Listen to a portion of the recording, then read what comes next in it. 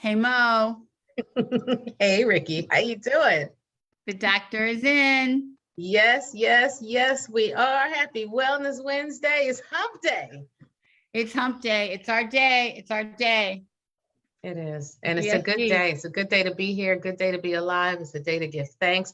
We're coming up on Thanksgiving and we have so much to be thankful for. You know, when we talk about caregivers, right? This is a month to really celebrate and not just celebrate, but highlight the challenges and the opportunities for caregivers and create space for them. And so I'm excited to meet these dynamos today and hear their stories so that we can show others, a roadmap for how to do this. Because cancer doesn't have a roadmap. I don't care what your stage is, what your age is, what your race is. Nobody teaches you how to deal with this thing, But if there are people who are able to overcome, to turn their tests into testimonies, to make some lemonade out of these lemons, we want to hear about it, know about it, celebrate it, and then make sure we offer some resources. So welcome everybody to The Doctor Is In. Welcome. And this has got to be the hardest job of a mother, right? I can't even imagine what these beautiful women have gone through. So and you're going to be blown away by their amazing stories. So let's jump right in. I'm going to let you guys and Diane, will you go first, introduce yourself, and then we'll let Josie introduce herself, and then we'll come back and you guys share your stories. Okay. So go, Diane. Yes, my name is Diane Smith, and thank you for having me this evening. I personally am a breast cancer survivor, and so you will get to hear the story of my daughter, who also was diagnosed with breast cancer 4 years after I was, and I was her caregiver. So thank you. And I will say to the audience, this is my first time publicly speaking about that caregiver role for my daughter. So hopefully have something to share that is beneficial to someone else that may be on a similar journey. Thank you so much, you guys, both of you, for being here. Your bravery is phenomenal. So thank you for even just having this really tough conversation with us. So welcome, Josie. Hi, my name is Josie Holloman Adams. My daughter had triple negative breast cancer. It's been 10 years, but it feels like it was 10 minutes ago. I tell my story a lot because I talk about Erica like she's still here. And yes, it is the hardest job that I've ever had. It is. Yeah. All right. So it's a hard job. It's a hard job. It's a hard job. Well, you want to go ahead and tell your story? Do you feel like talking about it? Well, Erica, I was 17 when I had Erica. So the only job that I knew how to do and do good was to be a mother. Every graduation, wedding, no matter what milestone I had, Erica was a part of it. She was an educator. She had 2 bachelors, 2 masters. The University of Louisville actually presented me and my husband with her PhD. So she is Dr. Erica Holloman. She didn't have any biological kids, but she had so many kids from the universities that she had worked at. She felt a lump on her chest wall. She was making jewelry. She was hustling while she was in working on her PhD. And it was about the size of a dime. And she went and had it checked out. And that's how she found out. How old was 35. She was 35. I'm sorry, she was 31 when she was diagnosed. She died at 35. She lived 4 years and 6 months. And remember, this was 10 years ago. When you looked up triple negative breast cancer, you might have got 2 sentences. Okay, maybe a paragraph. There was nothing on Google. Yeah. Yeah, her motto was, I choose to live. She cried. I think I only seen her cry maybe once or twice. And after that point, she chose to live, and she did everything she could. She had double mastectomy and reconstruction. She had the nipple reconstruction. She, the first time she did good, she went through the chemo. She did real good. The second time she said, my body feels different. The third time, they called me, and what I would do is I would go. The first time I went down every so many days when she had her chemo, and I would stay. She was in Louisville, Kentucky, and then I would come back home. The second time she got diagnosed, she was working at Wake Forest in Winston-Salem, North Carolina. I actually moved down there for about 6 months. She didn't feel like she was the same. And when I came home, they told me she was cancer-free. They called me on a Wednesday. I went down. By the next Wednesday, she had died. That's how aggressive triple negative breast cancer was back then. So that was my only biological child. So what I had to realize was her story was my story. So, and it's hard being without her every day. So that's, Bless you. Bless my you. story. Thank you for sharing. If you're just tuning in, we're talking today. This is a show about cancer in particular. The Doctor is In is a show on Black Doctor where we talk about the issues affecting cancer patients, survivors, advocates, and today we're focused on caregivers. And so we want to devote complete attention. We want comments from people. We want you to invite your caregivers to tune in, to watch. Advocates, this is a show for everybody, so that we can talk about these issues, because I can tell you as the surgeon, there are some things that we talk about with patients and that we can relate to, and there are other things that when a patient gets home behind their closed doors after the chemo, even if they tolerate their chemo well, right?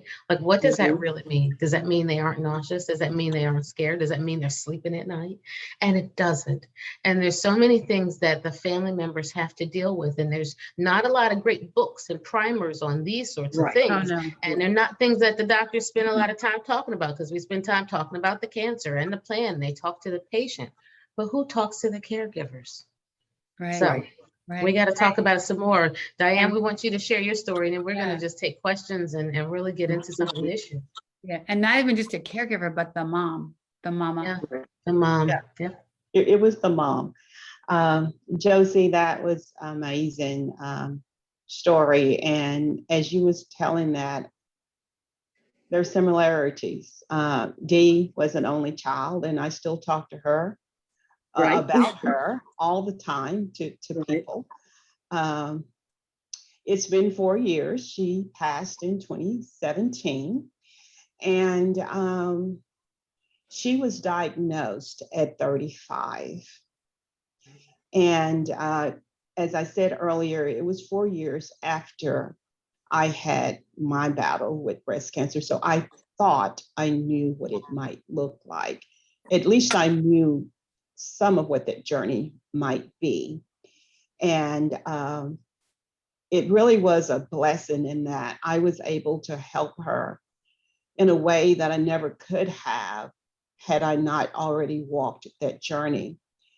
She was diagnosed with lobular invasive carcinoma, and it was stage 4.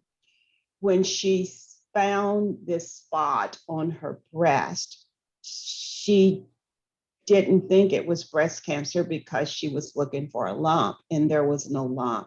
Right. She had actually been on a camping trip and had injured herself and had gone to the doctor and to check out her injury. And while she was there, just mentioned that she had this spot on her breast that kind of looked strange.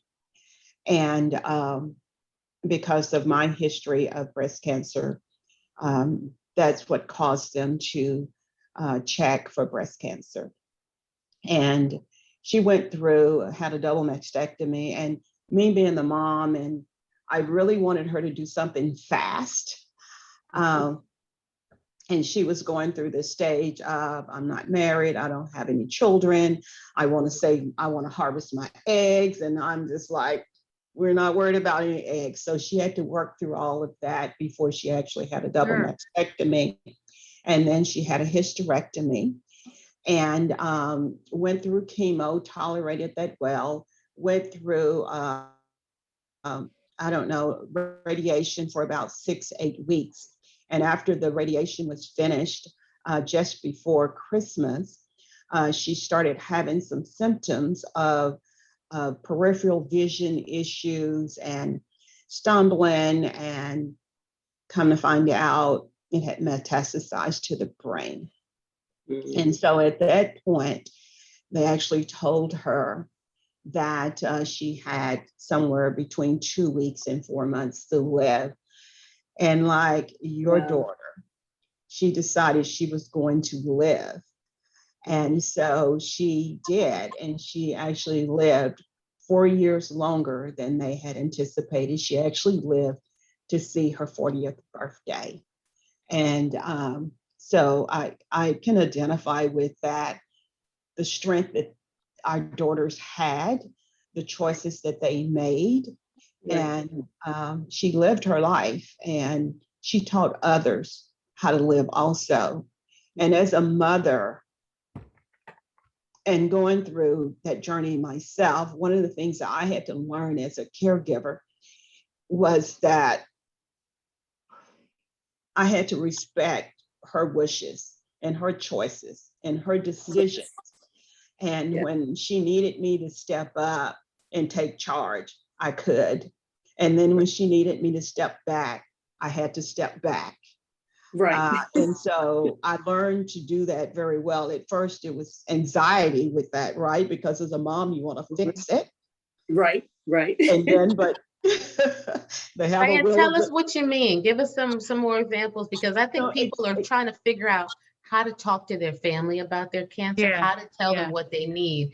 And, people, there's a lot of secrecy in our communities because we don't know how to have these conversations. And there's something in what you said that you learn from your daughter communicating with you, or maybe not communicating certain things with you. Tell us a little bit more.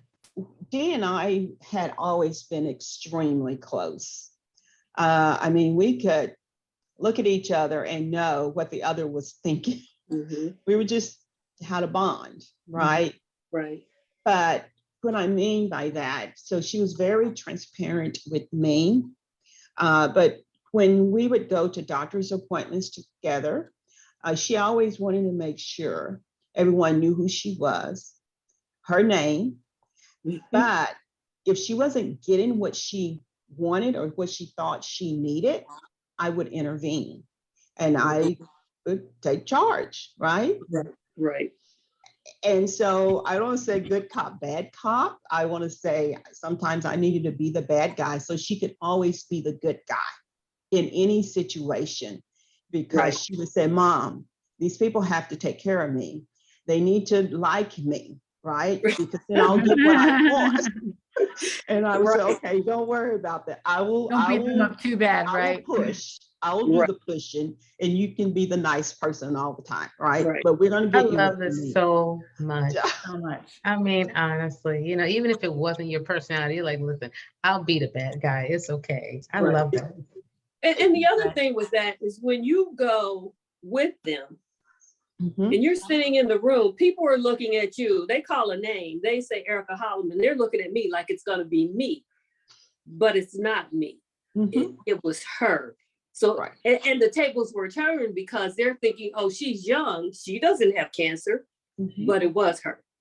And it wasn't me. So that's when you don't look at the room. You look at her and you say, let's just get up, let's go. And you kind of smile. We laughed about it because we knew that people were looking at us like, oh, it's the mother and not the daughter. But it wasn't. It was the other way. And not only was I her caregiver, just like you, then I became caregiver of her embryos because she actually harvested her eggs. And so I then became the owner of her embryos. So now what do I do?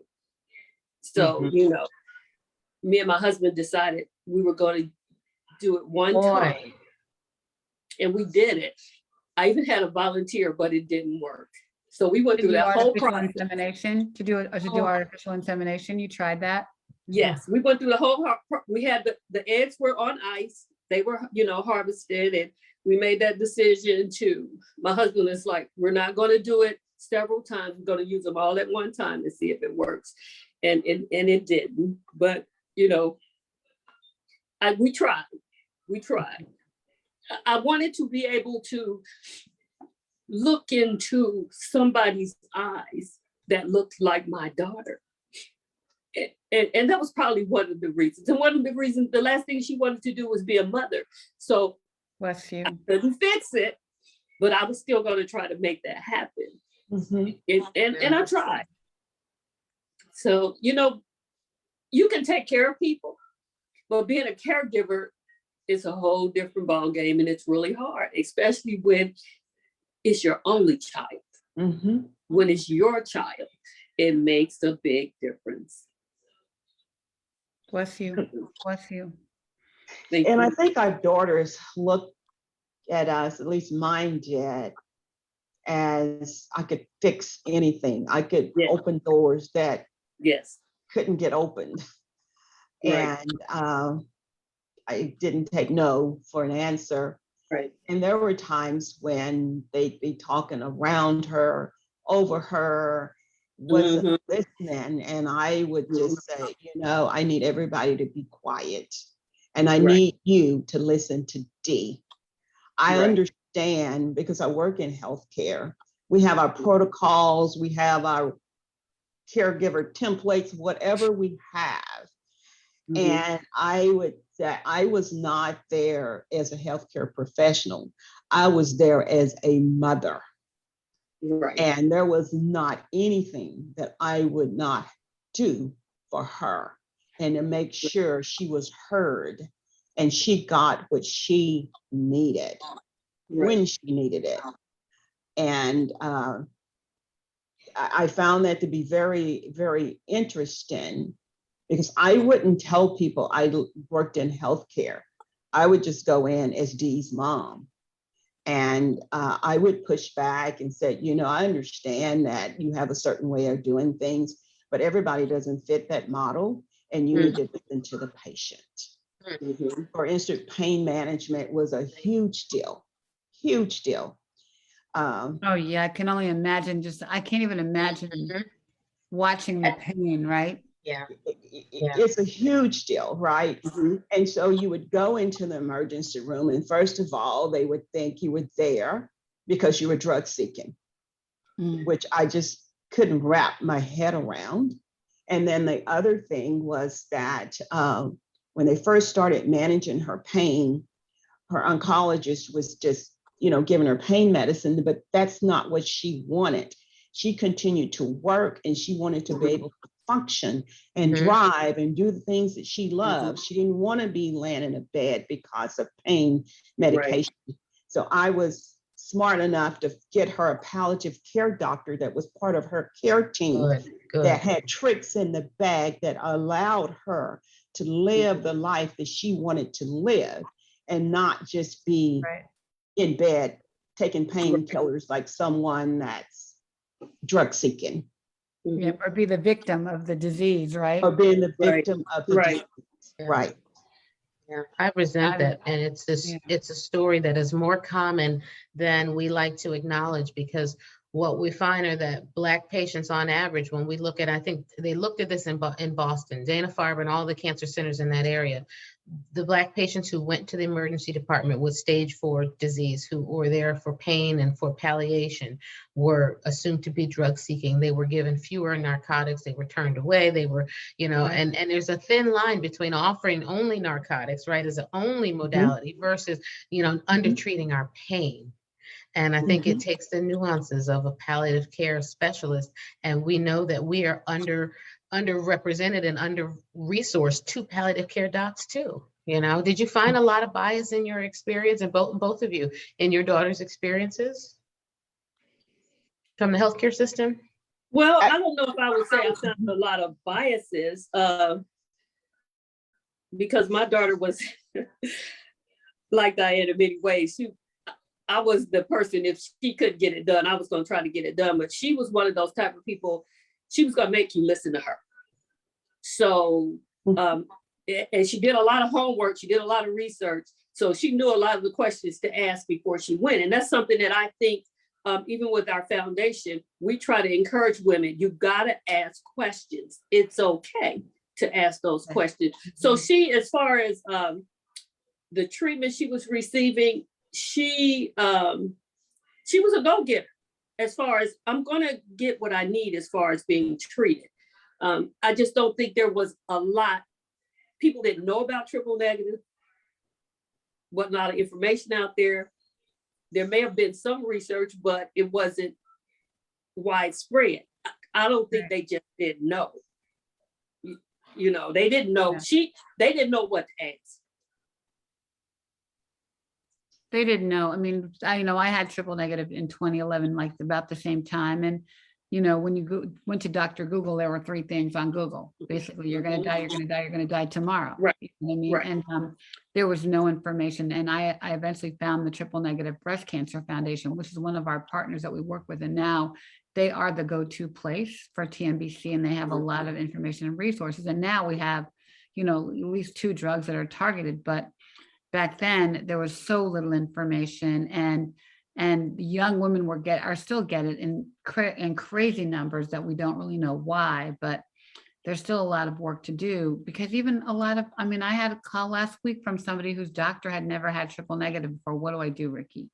So How is that even possible? how is that possible? I don't even But- understand. That tells me something about what that doctor understands and about the volume of patients, right? They must not be a high volume center. They might not be a dedicated specialist in that. Maybe they're a general surgeon or something like that. But in this day and age, it is impossible to find doctors who don't actually take care of patients with triple negative But breast we're cancer. finding the same thing here. And Wow. we have anytime that you have somebody that works in an oncology department and they've never heard of triple negative breast cancer, that's a Right. problem. Unexcusable. Somebody in the chat here said Erica was an educator, so she actually diagnosed herself with TNBC. Right. I'm telling you, the girl, she knew. But there wasn't there. Where did she go? Where did she look? Who did she talk to? Mhm. That's the problem. And, we started a foundation. It's about the awareness of triple negative breast cancer. And we try to hook up with people like yourself so that we can get the information out there. We're all about awareness. That's all we're trying to do, is tell you who's there, where to go, how to get it. Though, if you call me, I had a call last night. If you call me, I'm going to try to call somebody else. I'm going to call Ricky, or I'm going to call this person and hook them up. I can't tell you what it's like to have breast cancer. I can only tell you from the caregiver standpoint, but I can find somebody who can tell you what it's like. And I think I got that from my daughter. Right. And right. Diane, you can relate to this, having Yeah. gone through breast cancer Yeah. yourself. Did they offer your daughter genetic testing, and did you have genetic testing as well? I was sharing that with Ricky. When I was diagnosed, I had just turned 50, like 3-4 months earlier. You were And young. when I asked about genetic testing, they said that it would not be covered by insurance. This was in 2008, because I was over 50, just by a few months, right? Crazy. So I didn't, and I said, well, I'll pay for it myself. And then they told me how much it cost. I was like, well, I can't, it was so expensive. But then 4 years later, when Dee was diagnosed, she did get genetic testing. We did not have the BRCA gene. And we actually had different types of breast cancer. The interesting thing about Dee is that with the lobular invasive carcinoma being stage 4, she actually had it in both breasts, which was odd, I would say. I don't think that was common. Mhm. So, as far as the healthcare system, I live in North Texas. And I work for a very large health system. I'm on the administrative side, so I knew a lot of people. And what Dee used to tell me, Mom, you get different care than everybody else. I'm going, well, what do you mean? Because see, I guess I'm just not the norm, Right. because I knew people who to Right. call. I Mhm. knew Right. who to go to. Right. And so I made sure she got what she needed. And she was a very strong individual. She knew how to advocate for herself. But then, when you're ill and you're not feeling good, some things you just want to take off their plate. And there were a number of times when we were battling with insurance companies and things like that. And I can remember one situation where I actually tracked down the president of the insurance company, tracked him down through LinkedIn You and called his office You because go. my daughter needed her medication and they were Right. denying it. I Yeah, just, girl. I was like, I'll find you. I will find you. Right. It's like that scene in Terms of Endearment, like give my daughter the shot. Like I can Right, almost feel right. the desperation that you feel as a mother to Mhm. be out of control, right? Because you Mhm. want to fix it. You want to like find the solution. You want to get the help for your child. Like I can't even imagine that frustration, right? That when you're out of control and you can't get the resources that your child needs, right? Mhm. Mhm. Well, it's like she said, you're as a mother, you're used to fixing things, and you just can't fix this. This Right. is no matter what you do, you can't fix it. You can't. fix it. Erica also had the genetic testing, and the gene was not there, so a mutant gene. Mhm. She's the only one on Right. our, me, my mother, my sisters, none of us have had breast cancer. She was the Right. only one. So, and It's it didn't something. matter because Right. she didn't drink, she didn't smoke, she didn't do drugs, she did none of those things. And it still Mhm. happened to her. Wow. Let's talk about that helplessness, because I think that is one of the biggest fears of the patient, that they put their family member in that predicament, but also people who are in this situation right now feeling all the feels, right? They feel simultaneously helpless, they feel empowered, they feel on fire, they feel exhausted, they feel resentful, they feel all these things. How do you find yourself in that? And then how do you pull yourself out of that if you do? Well, I will tell you,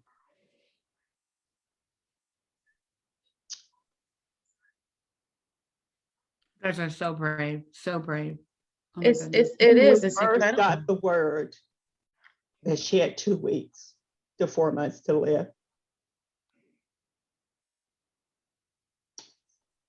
I came home, I got in bed, I covered my head, and I cried and I cried. And my poor husband just didn't know what to do. And the bottom line is there was nothing no one could do. Nothing. And when people would ask, what can I do? There's nothing you can do. Because what my desire was, nobody could fix that, not even myself. That lasted however long it lasted. And then I got up and I said, we're fighting. I'm fighting with her. Whatever it takes, we will do. And I also told her, you live your life, live. If there's anything you want to do, you do it.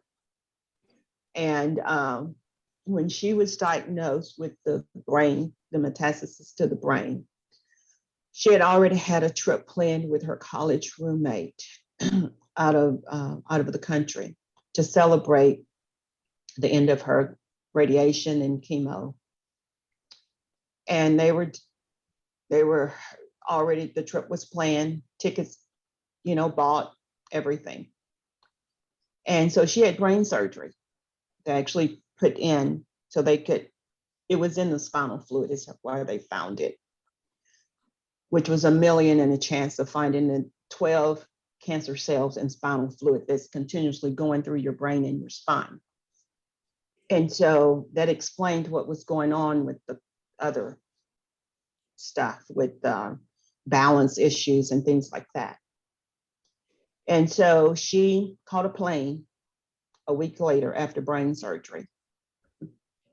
I spent that weekend, or that week and the weekend before, making sure everything that she needed for that trip was there. And we worked with her oncologist, getting her records, everything that she needed.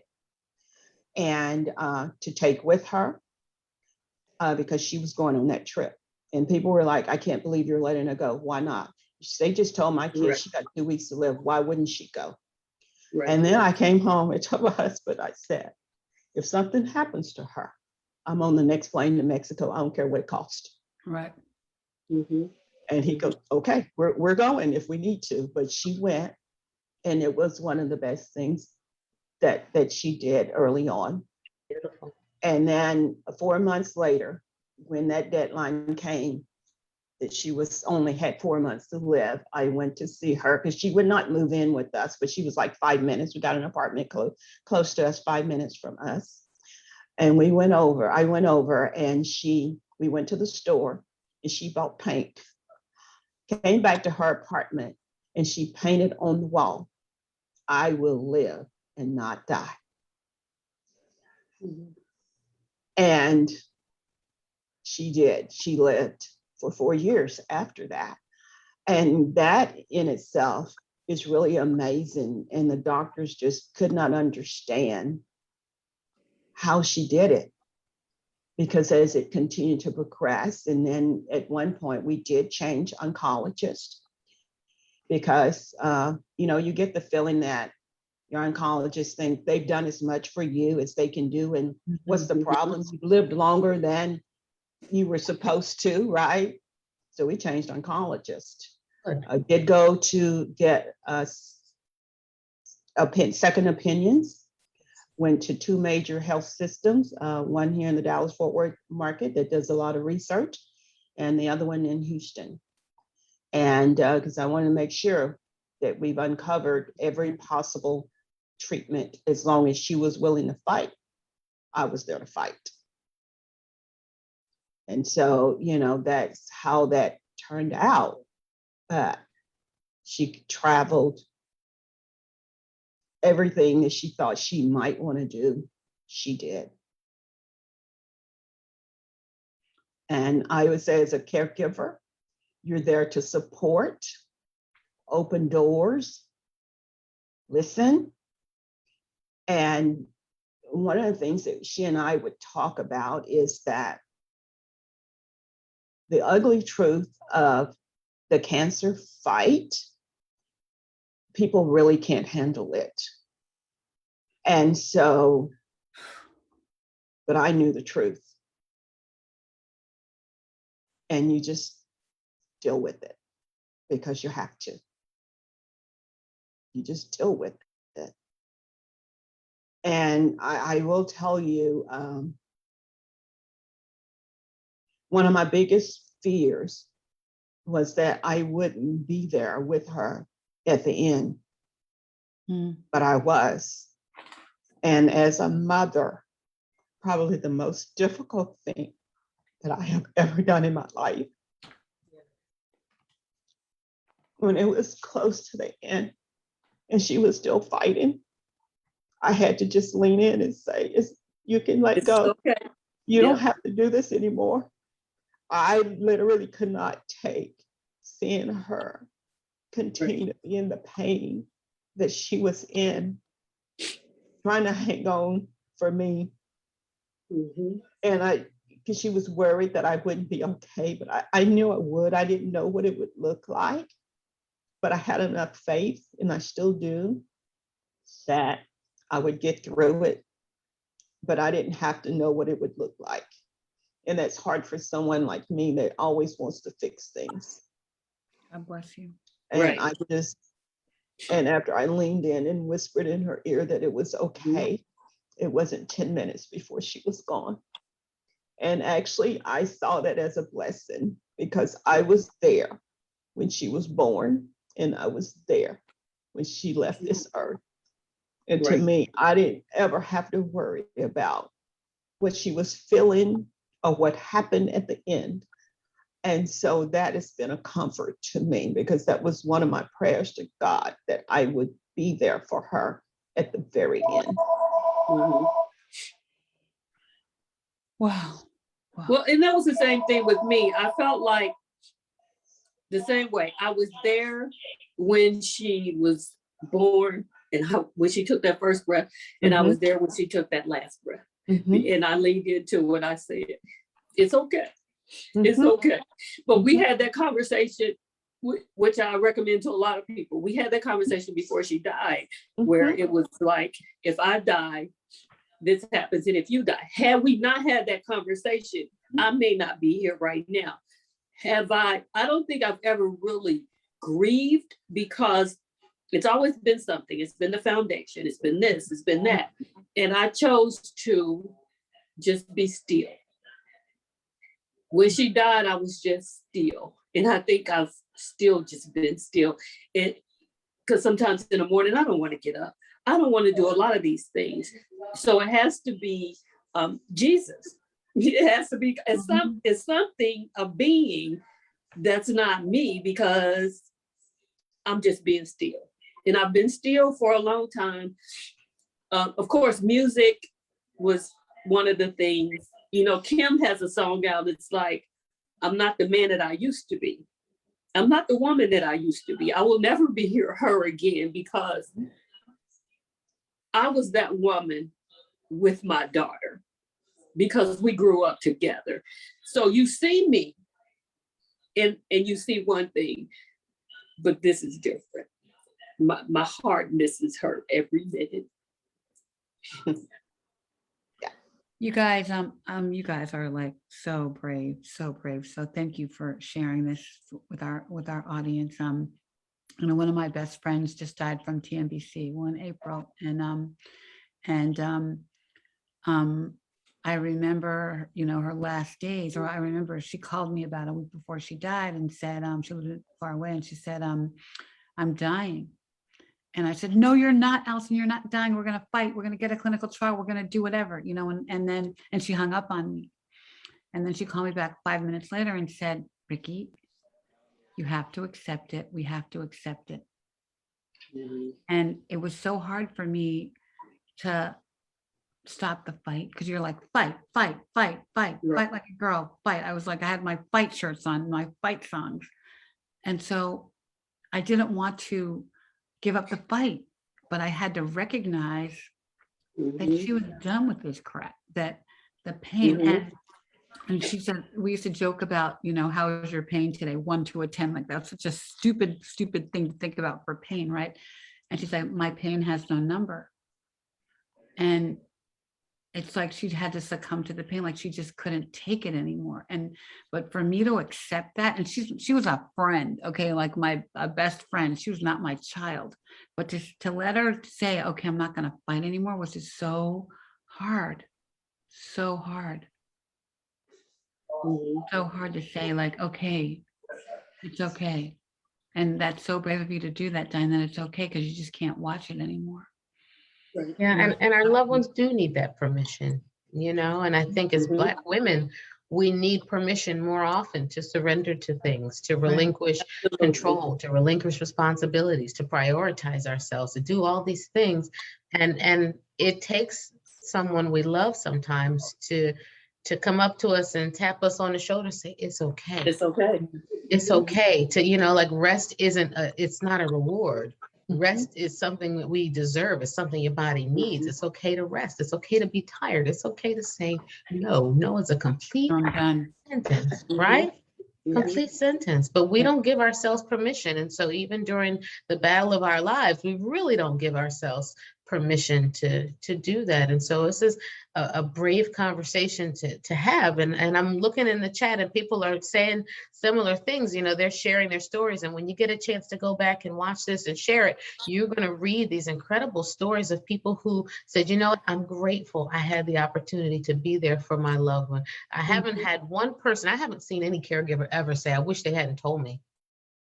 And I Right. think that that's something really important for people watching to know, because when you get that diagnosis, you know, and you don't want to lean on your loved ones and you don't want to burden your family, you rob them of the opportunity to be there for you. Right.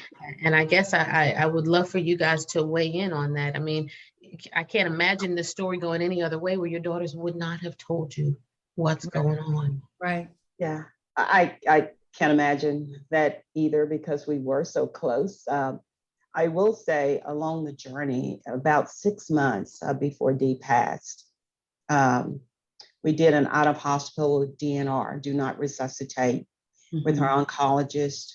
That was a hard day. That was a hard day. It was a hard day, but it was a necessary day. And then I found along the way, there were certain things she just could not do with me. It was too painful because there was too much love there. However, I was able to recognize that, and I would pull in whatever resource I needed to help her through that piece of it. I didn't have to be there for every little thing. I was there for the DNR, out of hospital DNR. but she needed to get her will together and all of that. She could not do that with me. So one of my sisters did. So there was, and then there was a time when she needed a PCA pump. And I had started trying to have a conversation with her about hospice care. She couldn't do that with me. So I had a nurse friend. I said, I need you to get my daughter ready for hospice. And so she didn't need to know that I was doing those things behind the scenes. Like I said, whatever my child needed, I was going to make sure she got it. And I didn't have to be the center of anything because it was all about her. But did you find it amazing that when we went to probate court and it was a white woman judge, and she looked at me and my husband and she was like, this woman had a will and she had her stuff together? And it was like, it was a foreign entity, like this doesn't happen. And I'm like, well, yeah, she had her stuff together. Because again, as a mother, I made sure she had it together. But it was almost like, one, she was young and Black women just don't do this. And I didn't know if you found that kind of the same thing happened to you, because it happened to us. Yeah, it was different for sure, right? But I tell you, it's a gift to your loved ones that you do those things, right? Because then I knew exactly That's right. what to do. And if I know what to do, I can execute.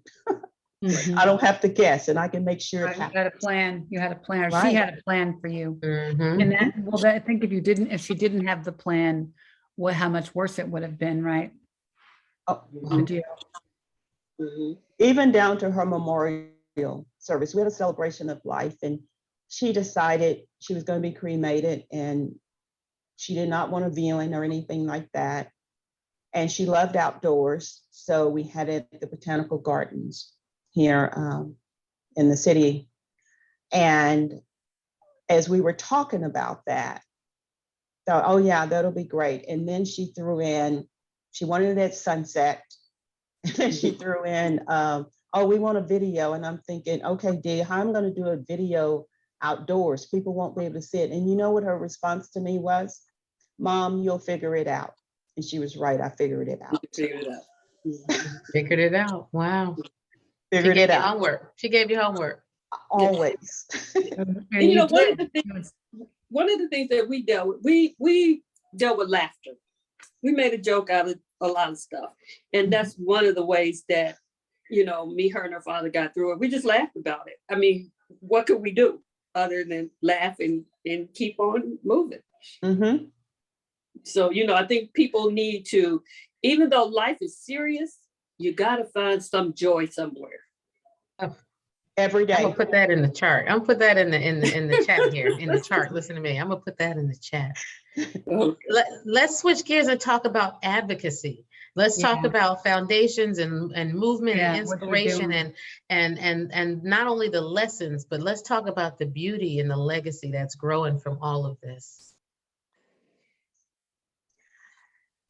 We started, well, Dee and I started, it's not a foundation, but it's actually, we raise money for the American Cancer Society. And we have a team called Hope is Dope. And she and a friend, because she was a graphic designer and a marketing manager for an association. And they actually created a logo called Hope is Dope. And we've used that team name to raise funds for research for the American Cancer Society. She and I actually were ambassadors for the American Cancer Society here locally back in 2015. And so that's kind of where we direct our, fundraising to. The beauty about Hope is Dope is that behind the scenes, I personally have helped guide and many women through the journey, in that your journey is going to be different from someone else's. But you should not do this alone. You need a support system. You need a tribe behind you, because we can we can listen in a way that no one else can. And not only that, sometimes you just need to do a gut check. Is this normal? And, you know, there's someone that's willing to listen to you and give you a different perspective.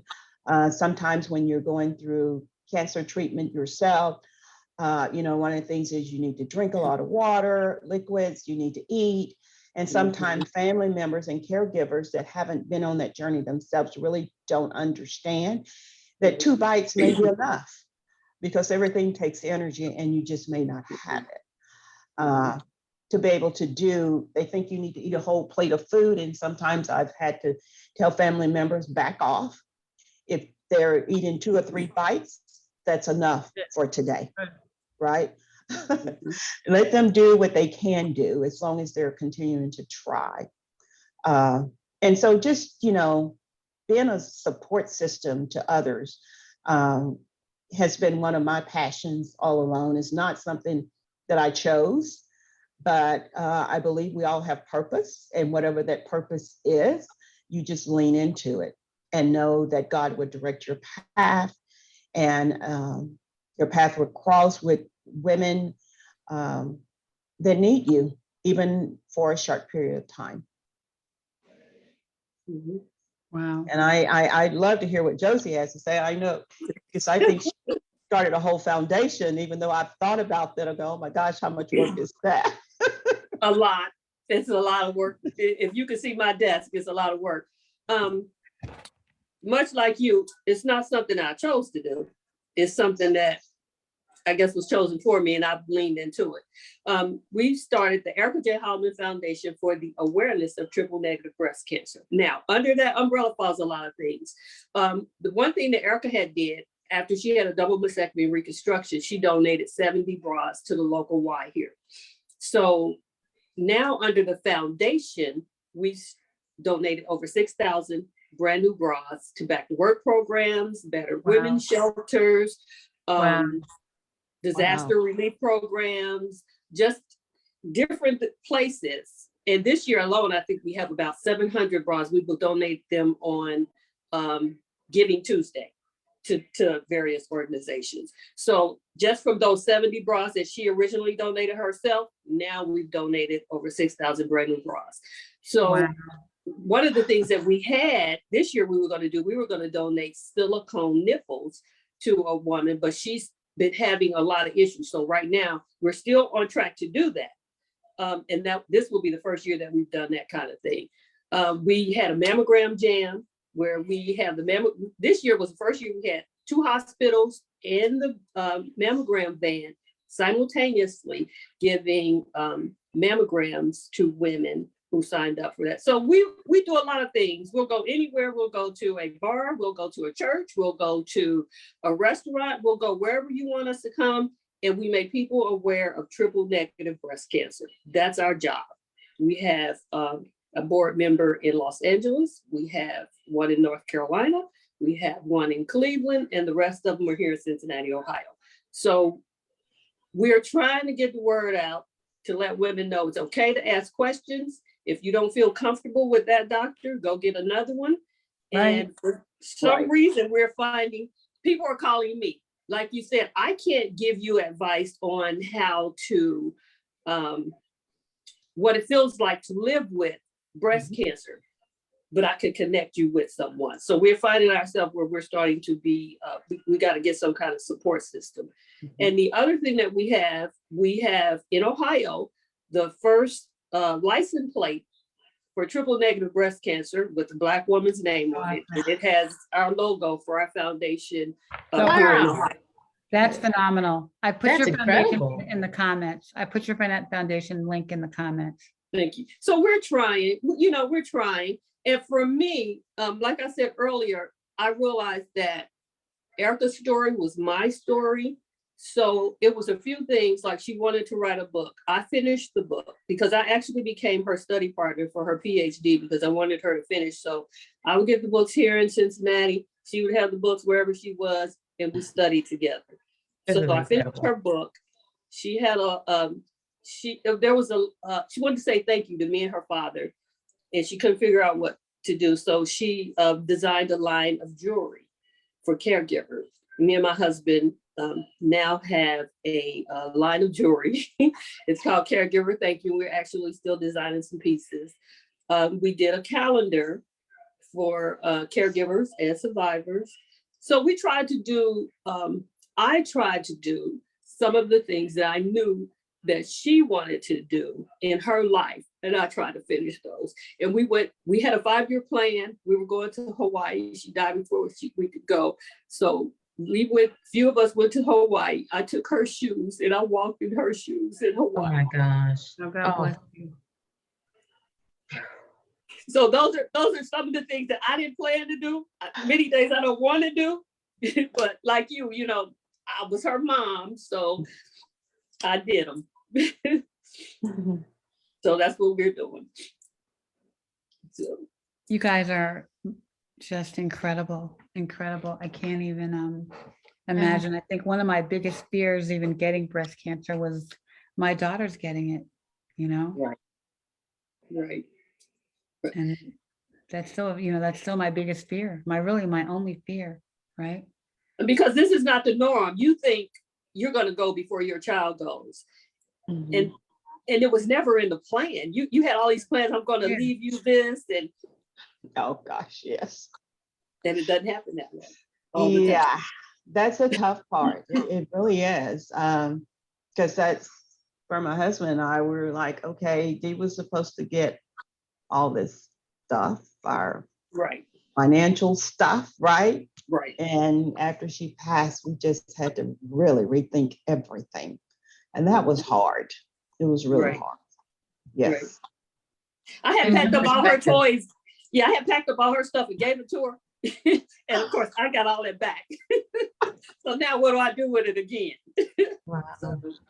Yeah. My goodness. Yeah.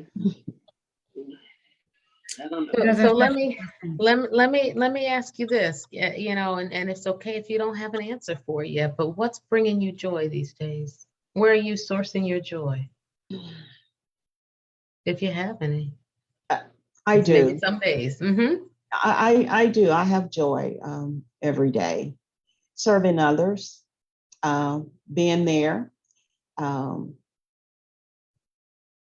and just knowing that the things that I'm doing makes a difference. It really helps you focus and stay focused on what's absolutely the most important. I don't do negativity. Yeah, me either. Yeah, that was one of my things. No negativity. Okay. I don't have room for it. I don't have absolutely. I don't have no capacity for that at all. Right. So in every situation, there is some good. Sometimes you just got to look for it, but you need to stop and find it. Absolutely. And just be thankful for every day that you're given. Mhm. And Diane, I don't know you, I haven't known you for a long time, but every time I interact with you, you are a light. And you do look at the world from a positive perspective. So, and you can see that you're doing the same thing, Josie. We're trying.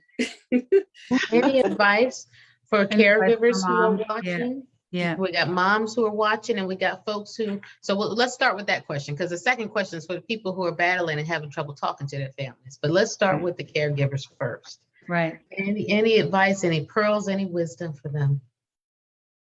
Laugh often. Yes. There's humor in lots of things. Yeah. Mhm. Even when you may get tired, Mhm. just know it's just for a moment. You always have tomorrow to do better. Always. Right.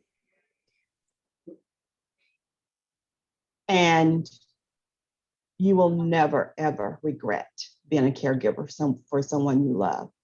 And so just live a life of no regrets. Say the things that you need to say and just be kind, and know that sometimes when that person may snap at you, that's not them. It's the pain, it's Mhm, the illness that they're dealing with. mhm. And they'll come around. Just continue to love on them. Just love on them every single day. And they do, they snap at you because you're the closest thing to them. Mhm. But and everything she said, you know, it's almost hard to say I can tell you what to a caregiver to do because each experience is a little bit different, even though it's the same. Mhm. But all you can do is be there to love them, and you know, and laugh, like she said, Mhm. laugh. It's a hard job, but I'm honored to have been the one to be able there to do it for her.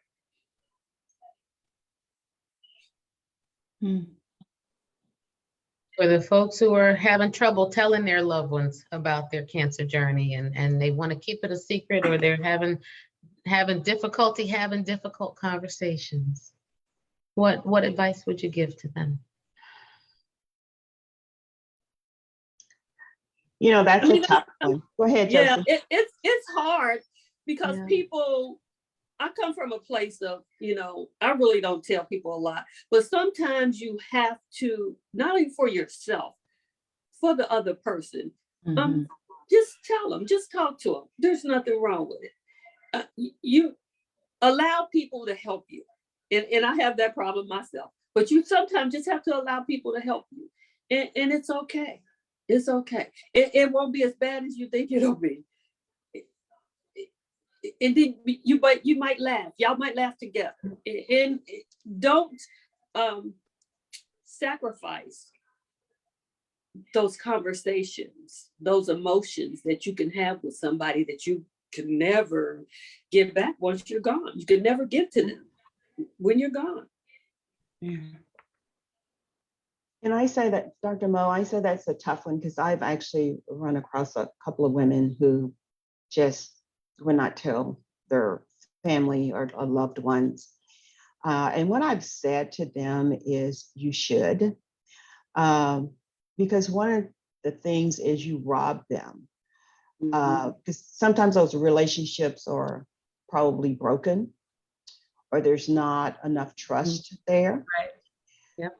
But you rob them of resolving any type of conflict you may have had in the past. One thing about this journey, you will find out who really loves you and who doesn't. Who And your friends sometimes are. it's not family, unfortunately. Right. So if you have a couple of people, and they don't have to necessarily be blood family, that you can share your journey with, do, because it's got to be a heavy burden to carry this all alone by yourself. Yeah. And if you can't do that, find yourself a support group of women who look like you, think like you, women that are positive.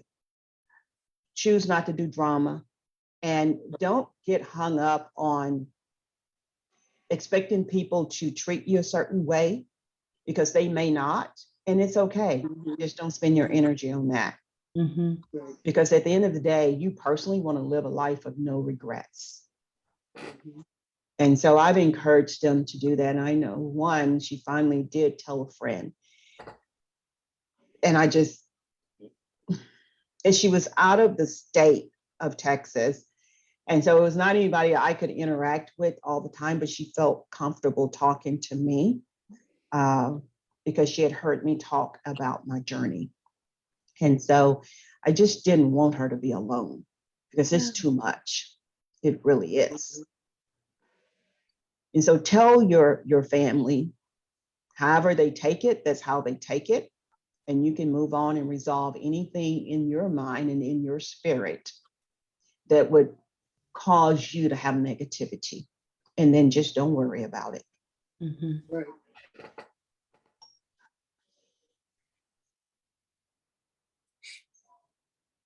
Wow. Do you guys mind if people reach out to you? We put your foundation info in the comments, Josie, but do you want people to reach out to you, or maybe they can just contact us and we can kind of channel people to you, funnel people to you? Either way is fine. Either way Okay. is fine. Mhm. If you guys, our email, ricky@touchbbca.org. If you want to send me an email to talk to these lovely ladies, we'll make sure they get the message. So RICKI@touchbbca.org. I'll put it in the chat.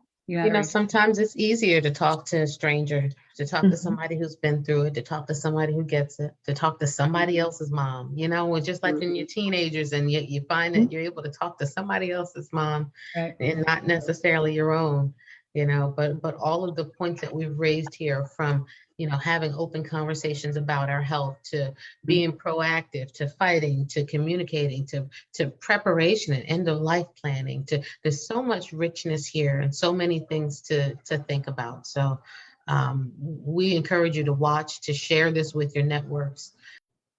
Sorry, that's my niece's dog there in the background. Somebody's coming in the house and she's sad. She's missing her mama. But Ricky, I'll let you close it out. You guys, thank you so much. Thank you so much. I can't even begin to. And when I brought this topic up, I think I talked to you first, Diane, and I said, do you feel okay to do this? Because I knew it would be really, really hard. And, I have another friend, Barbara, who said, Ricky, I'm not ready, so your bravery, you guys, is just amazing. And the work that you're doing, Josie, however we can support you, we'll support you. And, we have TNBC Day, March 3rd, so Right. we'll do something with you then. But you guys, we have to tell your stories to more people. And so I'm going to get Emily, our writer, our storyteller, to reach out so we can write your stories and put them and post them on blackdoctor.org, because I think it's just something everybody should see, and see your bravery and your will and your passion and, your maternal gift. So thank you so, so much. Thank you. This is Mo's Thank line. you. We try to be reliable, relatable, and real. That's Every it. We week. hope it's been. And we hope Yeah. it's been.